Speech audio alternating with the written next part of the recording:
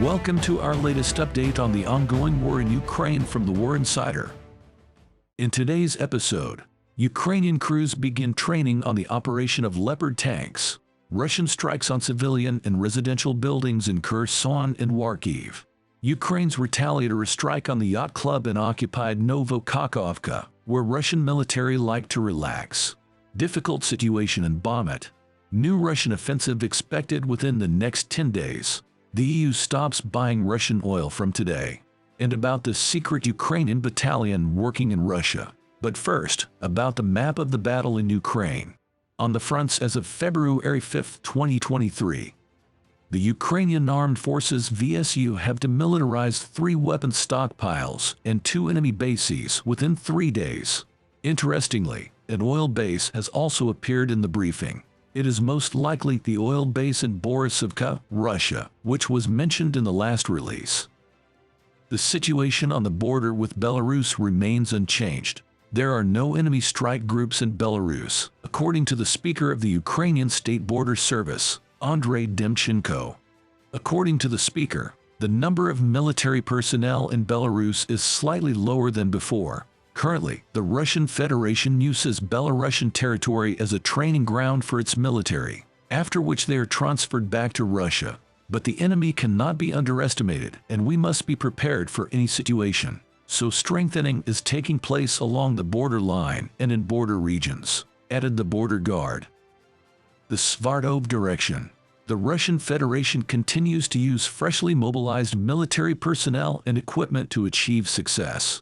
As a result of an attempt to attack Ukrainian positions in the Tuya region, the Russians were able to improve their tactical position on the border of the village of Gryanikovka. Pressure is being applied to our positions from Kremenaya, so far unsuccessfully. The Bakhmut sector. In the course of military operations in the area of the city of Bakhmut, complete coordination and interaction among Russian occupying military personnel and mercenary troops of the so-called Wagner Group is lacking. On the other hand, high autonomy of attacking groups is noted.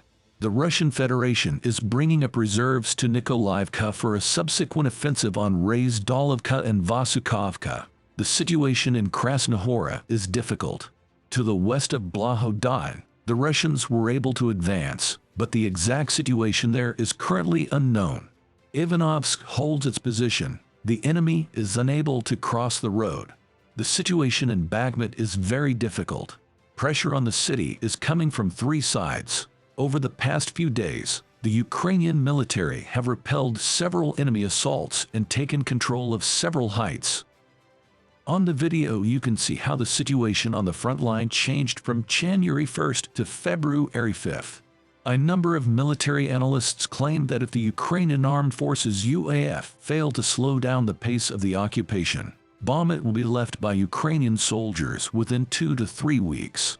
However, President Zelensky has dismissed rumors that Ukrainian soldiers are preparing to retreat from Bakhmut.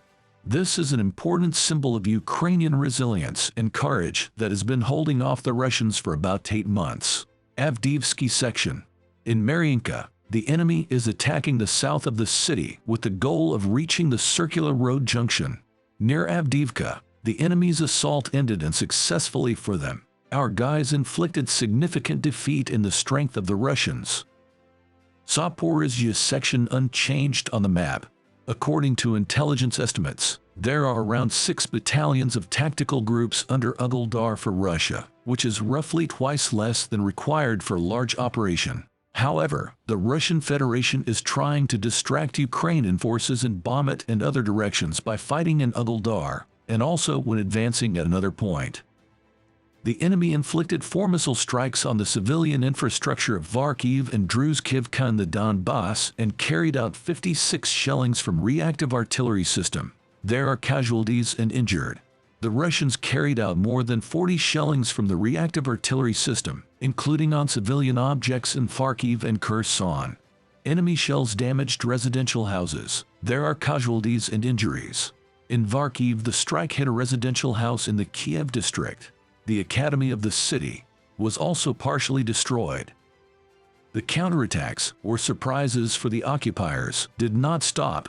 In Novaya Kharkovka and Kherson, An explosion occurred near the Max Marine Yacht Club, a favorite resting place for Russian military, according to local media, awaiting official data on the number of casualties among the occupiers. The enemy continues to incur losses. For example, in the Vasilievka settlement of the Zaporozhye region, the occupiers set up a local children's hospital as a military hospital for wounded Russian military personnel. Children's admission to the hospital has been suspended. Ukrainian aviation carried out 9 strikes on enemy concentration areas and 1 strike on its anti-aircraft missile positions over the past day. Ukrainian Defense Forces rocket troops and artillery units struck a command post, 8 enemy concentration areas, and an ammunition storage. Ukraine prepares for a new Russian offensive in the next 10 days, says the Financial Times. Journalists claim that Kiev has received very reliable intelligence on Russia's intentions to start a new offensive. The attack may occur within 10 days. According to the publication, the most likely place for a new stage of the offensive will be the western part of the Luhansk region near the cities of Kremenaya and Lyman, and also the south of the Donetsk region, where Russia is already pulling troops for several weeks. General Dynamics will start producing new Abrams tanks for Ukraine. Currently, General Dynamics is waiting for instructions on whether to prioritize Ukraine over other orders from Taiwan and Poland. The EU stops buying Russian oil products today, losing the market worth $40 billion. Head of the Ukrainian President's office Andrei Yermak. He notes that Russia is losing the market for oil products due to sanctions. At the same time, Reuters cites the head of the International Energy Agency IEA, Fatih Birol, that Russia's income from energy exports fell by $8 billion in January. Due to the introduction of a ceiling on oil and gas prices, Russia's oil revenues in January decreased by a third, or approximately $8 billion compared to the previous year.